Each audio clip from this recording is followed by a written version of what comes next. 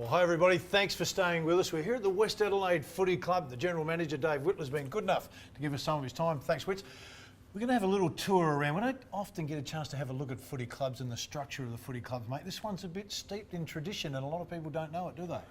No, look, footy clubs, we've been going since 1887, so there's 100 years of history. You know, you just look over here, that's the original goalpost from Adelaide Oval when Westies hit the post with 2 seconds to go or something and ended up losing to Port Adelaide. So it's not the famous one that Neil Curley and a couple of blokes cut down, is it? I'm not going to say names of who cut it down. No, I'm happy to say it was Curls that did it. Well, he told me that he wasn't involved, but yes, that is the actual post, and obviously we've got it here for the history aspects of involved in a grand final and the disappointment of losing it. And the boys probably had a couple of quiet West Ends after the game and thought, we don't like that take post. Care of that. Mate, if you walk down this hallway, I mean, this one here, the Brownlow Medal Club, Mark Rasciuto, I mean, Phil Smyth, Cooney, I mean, some fantastic names have been at the footy club, haven't they? Oh, they certainly have. If you look at the history of, you know, the current AFL players, we've had Sean Wren and Tony Modra and Tyson Edwards and obviously Mark Rasciuto, so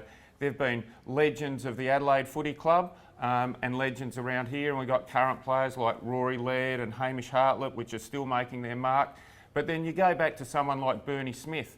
Back in those days, not many players went across from Adelaide to Victoria. And to see that he's gone over there and won a Brownlow medal, you know, it's just absolutely legendary to have those people involved in the club. And, you know, people still come back and really enjoy walking up here and looking about the history of West Adelaide and, you know, the SANFL and with him the VFL as well. I reckon you could spend a half a day in here if you took your time just having a look around. This one intrigues me the most. 1961 premiers, 1983 premiers, and the same bloke coached both those years. 61 to 83. He didn't go 61 to 83 because we know he got sacked, of course, but we talk about the King, Neil Curley. Look, it is. And look, you look at the names of the players on there are absolutely legendary around this club. We haven't had the success of some of the other clubs, which probably makes your premiership heroes even more revered. But, you know, you look at full forward Doug Thomas, Neil Curley, obviously the captain coach, had a bit of a dispute with the club. I think he wanted a little bit more money and the committee thought, well, we're not going to pay you a bit of more money, so he left. And then many years later, Doug's got him back and he's assembled a really great side which have tasted success. And interestingly enough, Jeff Motley, I think it was, thought that the 83 premiership side was the best South Australian football team that's gone around. So some of the players' names there, obviously Ian Borchard was a legend as a captain, but they assembled guys from across the border. Mark Dreyer and Craig Williams came over. Brucey Lindner, he could turn the game in 5 minutes. Roger Luders kicked over 100 goals. And one of the players that we had that actually didn't play in the team was Mark Micken, but he was best and fairest that year and then got injured just before the grand final. Right. And they brought in a Dirk de Jong who hadn't played all year, and here he is, a premiership player for the club. Well, you talk about the history of the club. I mean, there was a time, and all clubs have it, that period where they're really above the rest. I think it was 1908, 1909, 1911, 12. I mean, I'm going from memory, and I read it the other day. Yep. I mean, most people don't remember that, of course, because they've moved on or they've passed away, unfortunately. But, I mean, that was a great period for the club, and history gets lost over time, doesn't it? It does. And look, probably it stopped in the 70s, but they used to have the Champions of Australia, where the premiers from South Australia would play the premiers from Victoria and Western Australia. Or we were actually Champions of Australia back then, so, yeah. So we did win a lot of premierships, 1908, 11, 9, 12, so... You know, they were probably the Harlequin days. We were born and bred in the West End, so just on the western side of the city. Obviously, Adelaide was completely different then. You know, there was no beachside suburbs. That was a few little holiday outposts. But yeah, it's something that's our club's really proud of. Well, this is a big one, the 200 club, and that's starting to disappear a little bit. I mean, the AFL's come in, so a lot of those players will never get to 200 games with the West Adelaide Footy Club, and we're seeing players now that are being lured by bigger money to go and play in the country. So this becomes really important to be a 200 game player with the club, doesn't it? Well, look, that gets your life membership of the SANFL, of the league, so you get your free tickets to go to Adelaide Oval all the time. But you look at some of the players there, Bob Loveday, Dexter Kennedy, he still remains the youngest player to ever play SANFL football at 15 years. And then you see a lot of the legends of our 83 premiership tie with Jeff Morris, he's still working in football as a spotter. Peter Murrett, who still comes round to the club quite a bit. Randall Bennett, I see him at all our home games. Peter Winter, Robbie McKinnon, and Phil's the club games record holder. He played, when you work out what he played for Collingwood, what he played for West Adelaide, and what he played for the Crows, he played over 400 senior games. Pretty impressive, isn't it? Unbelievable. Yeah. This is the other big one, mate. The what do you call it? The life members, the legends. We know there's some just unbelievable names in there, isn't there? Oh, look, there are. Have you got a favourite? I mean, I know that's hard off the top of your head. You look at it. I mean, for me, it's always going to be Neil Curley. I mean, I just thought he was, and still to this day, one of the greatest. Look, aside from Curls, would there be someone that stood out for you? Look, certainly Neil, he had an aura and a presence, and he still does. Well, you played for him. I played Everyone's for him. got a Curl story. What have you got? My first game was under Neil Curley. I was a young fella, played in the under-19s, reserves and league. And I know that they asked me to train up with the league. And so back in those days, you sort of did 2 or 3 drills. There was circle work, then you'd run a couple of hard laps, and then you'd do more circle work. And I thought, I'd get the ball and handball it off to someone and sort of jog behind. Anyway, he's called me over. Lad, what's your name? Lad. I said, David Wittwer, coach, because everyone had to call him coach or sir. And he goes, when you train with me, son, you don't just run off and handball. You sprint! And like as a young lad, that was it. I was just shaking, and every time I got the ball, I was powering as fast as I could. But look, I really like Doug. Dougie Thomas? He's a legend of the club, isn't he? Look, the main lounge out there is called the Doug Thomas Lounge. He was a premiership player, he coached the club, he was an administrator for 30 years. And he's one of those people that polarises. You either love him or hate him. And probably during his life, there's times where you've done both. But one thing about Doug, that everything that he did for the club, he did because he thought it was the best possible thing he could do for the club. So, while I was a young kid that went to West Beach Primary and probably would have liked to get more league opportunities, but Doug would recruit these guys coming in from Victoria. And, there's a few of us in that same boat. Craig Burton left the club for the same reason. But he got a premiership and, he did what he thought was best for the club. So, I'd doff my hat to him. When he left, the club was in a lot stronger financial position than we are now. And I guess with what's happened with the AFL clubs coming in, it has changed the face of SANFL footy. We've gone from the big show to now we're a feeder club. So we're here to feed AFL players. But that being said, we put on a great show. I know I'm a Crows member and take my kids to the Crows all the time, and my 10-year-old daughter said to me, Dad, I love coming to Westies. He said, when I go to the Crows, it's a good game, but all I get to do is sit in my seat and line up to go to the toilet. When I come to Westies, I can run out on the oval, everyone says hello, I can meet up with my friends and you feel safe to go around. So, it's a great family atmosphere, isn't it? It is. You get to go on the oval, you get up close with the players socialise a lot more with you because, you're just closer to the action. So, we really like, it's been great to be back involved in the SANFL, and while it's different to what it used to be before, it's still a really good product to watch, and it's a really great place to bring the family and the kids along to the games. Right, we're going to take a break, but if you can duck around the corner there, you'll see some of the great facilities, and we'll take you in there, have a look at the facilities here at the West Adelaide Footy Club, then out on the ground and have a chat about how this season's panned out for them. We'll be back in a moment. And we're out.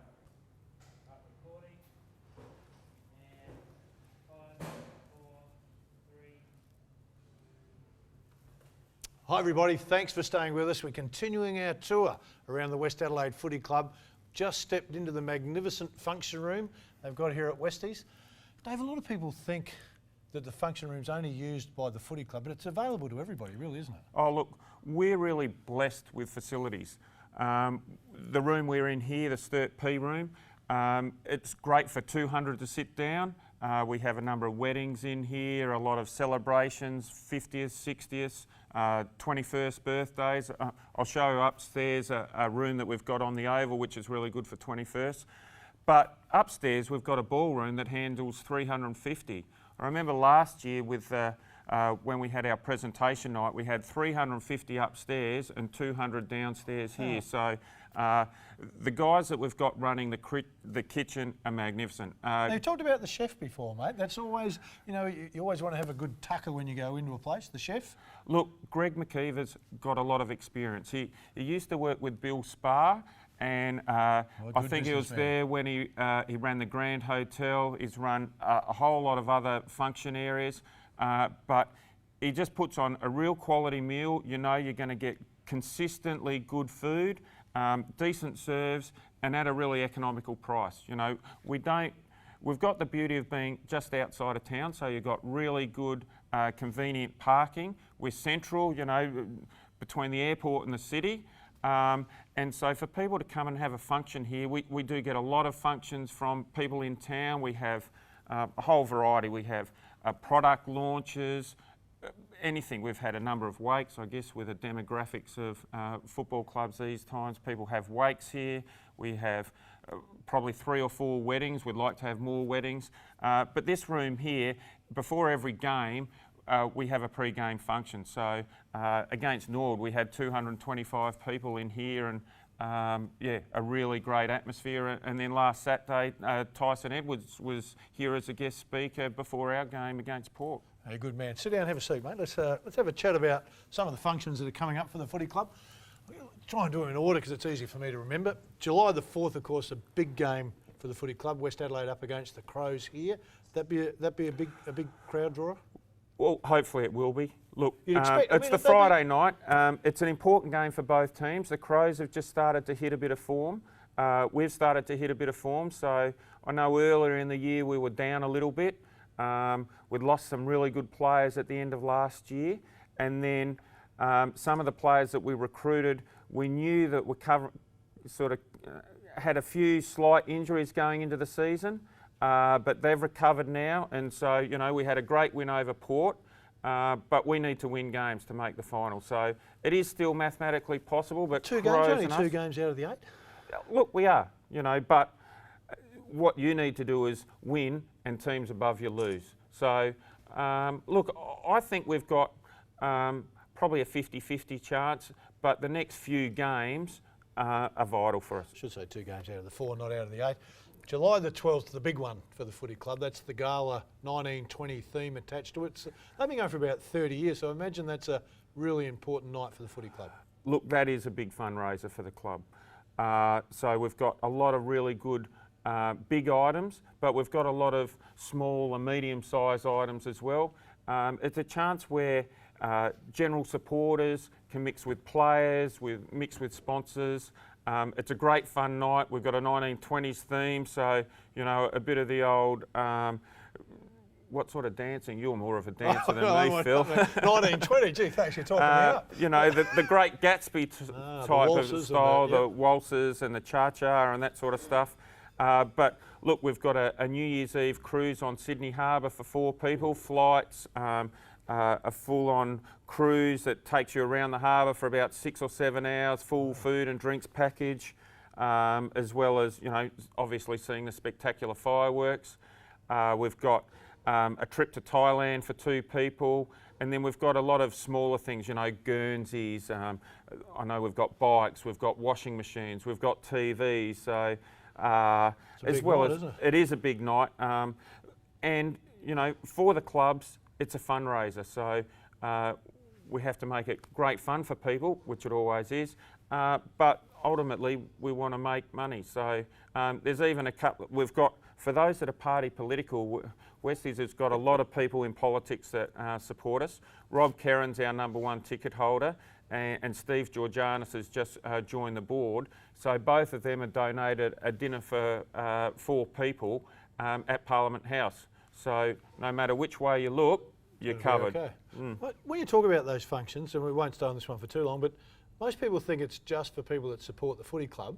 But you could actually grab a table of 8 or 10 and actually have a ripper night, couldn't you? Now, how would I do that? So I want to come along. Yep. How would I find out about it? Easy. Log on the... Ring up the club. Yep. Ring up Chelsea. She's great there. You met her out there. So 352 4022, and just say you'd like a table at the auction, or you can do it on the website, westadelaidefc.com.au, and you can again book a table. So the bookings are going really well. We've probably only got another week or so while bookings are open, but yeah, anyone can come. And it's one of those times where all the players are coming. We've actually have a bit of a liaison with the Woods Panthers, so they've got a table of netballers coming along. You'll see most of our great sponsors are here, and a lot of just the general members. But again, it's open to anyone, and you know that the money that you spend here goes directly to supporting the various community programs that we do run around in the area. Well, let's touch on that. We'll come back to the last function in a moment, but a lot of people have the perception that the money that's generated either by the poker machines or a gala fun night or other fundraising events that happen even on game day, all that money just goes to the SANFL #1 team. It's not the case, is it? Oh no, nowhere near it. What the football club's doing, and it's not just us, is they run all the junior football programs in their area. So the money that we raise has to support all of the umpires in all of the primary schools around the area. It does junior development, so we run programs for elite development for under 13s, under 14s, under 15s. We have our under 16s and under 18s, and the under 18s is the SCF Centre of Excellence. So each year we have people in our local zone as well as in our country zone. So right now our footy services manager Andrew Marks is up in the country with Travis Tuck and a couple of other players running coaching clinics all around the Riverland. They also do that in the Roxby area. So that's all money that comes from the club. Big expense too, isn't it? Oh, it is. Yeah. You know, when we look at the salary cap for SANFL is around 400,000. The SANFL gives us about 450,000 for the year. So with that, we also have to pay coaches and all of the junior development and run this club. So, you know. Those functions are, and I think that's a really important point. You're coming to the functions to support the community, not just West Adelaide. The other one, July the 19th, another big one for the footy club. Look, July the 19th, we're having a premiership reunion for all of our past players. So it's the people that are from the 61, the 83 and the 1994 reserves team. They're coming here. We've got a really great place up on the oval called the Past Players Area. They're going to be mingling with the public. We play Sturt, so it's Saturday, July the 19th. Big game too. Will be a very important game for the club. Sturt have really hit their straps this year, and it's one of those games that we'll need to be pushing and winning to make that space on those guys just above us on the table. So look, we expect to have about 40 of the past players here. When they're there, there's all the players that have played around them too. They all come along, and I showed you earlier, but it's a great little room up there. They bring out some little pies and pasties for the players. They can sort of have a beer and talk how good they used to be back in the old days and how footy was different. But I think people always see that the progress. You know, when I talk to some of the players, we had Tyson Edwards, as I said here, and he played in the 1994 reserves premiership side. And he talked about a couple of his mates from that side. They're all meeting up.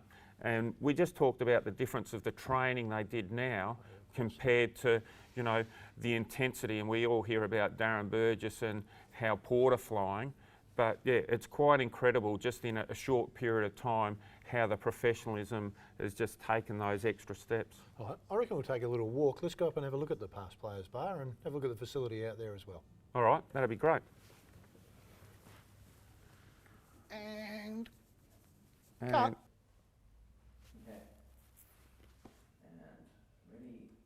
recording and...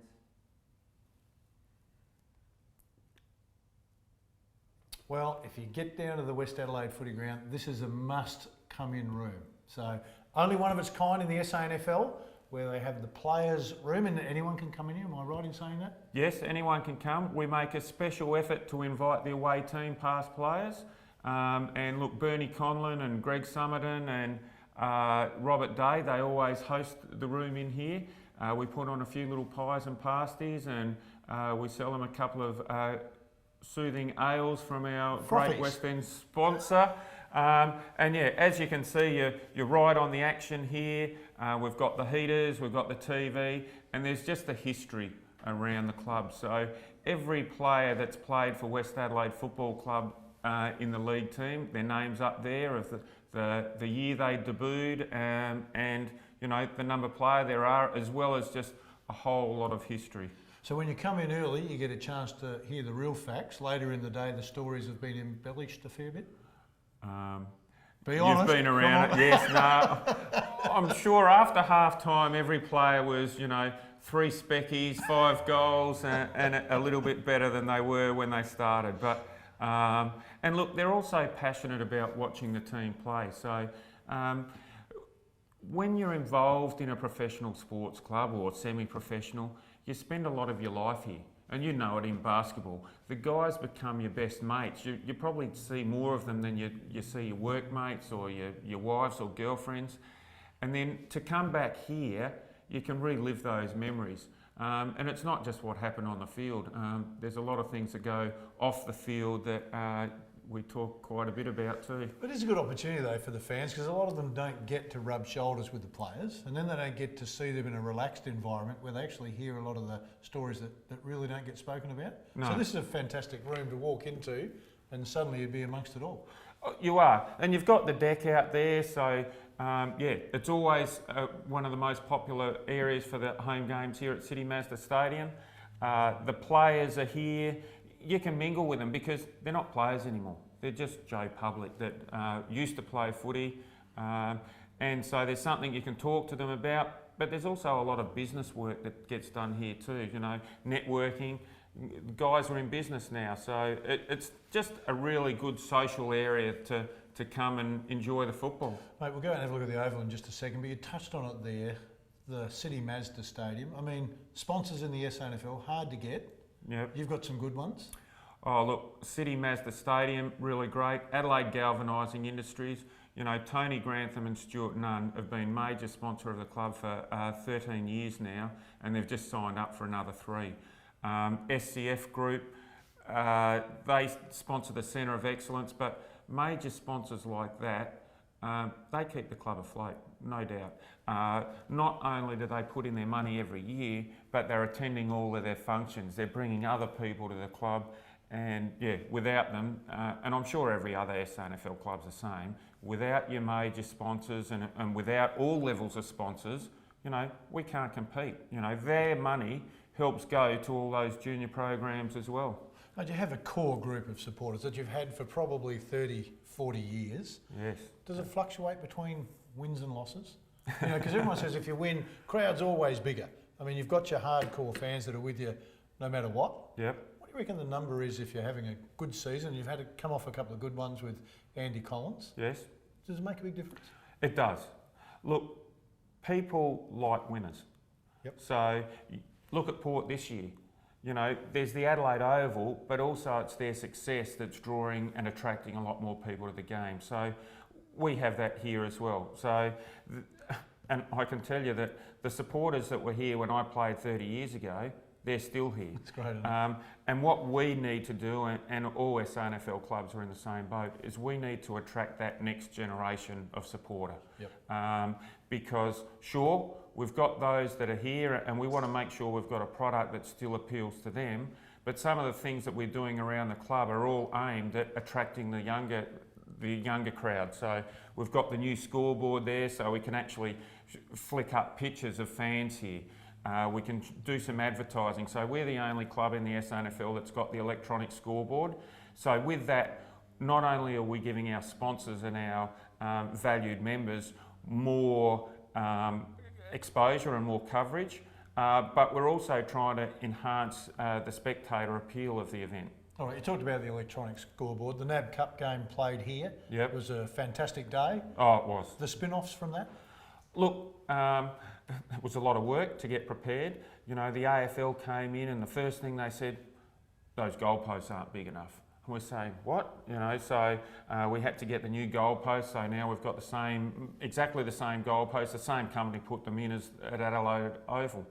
Our coaches' boxes are a whole lot bigger. You know how they have the cast of thousands, Yep. they're all on the bench and so many umpires. So we've got big boxes there. And so one of the things we do is a home match day experience where people can come, they can actually sit on the bench near where the players are, they can go out and listen to the huddle, they can be in there at half time. So it's just one of the ways that we can get our sponsors and supporters and kids closer to the action. Because, look, we need people to want to be involved in the club. You know, a 10-year-old kid now that's in the backyard dreaming of playing Crows or Port, well, we hope they dream of playing for West Adelaide or Glenelg or South or all of those clubs because we need them. Well, Dave's been good enough to take us through the facilities of the West Adelaide Footy Club, talk about the team, talk about the off-field stuff that goes on around the footy club. Great facilities here though. If you need to get a facility, come down and have a look. It's not exclusive just for the footy club. Everyone can get involved here. You'd really enjoy it down here. We need to get to a break. Be back with more in a moment. Back from the break. Yep. Okay. Recording.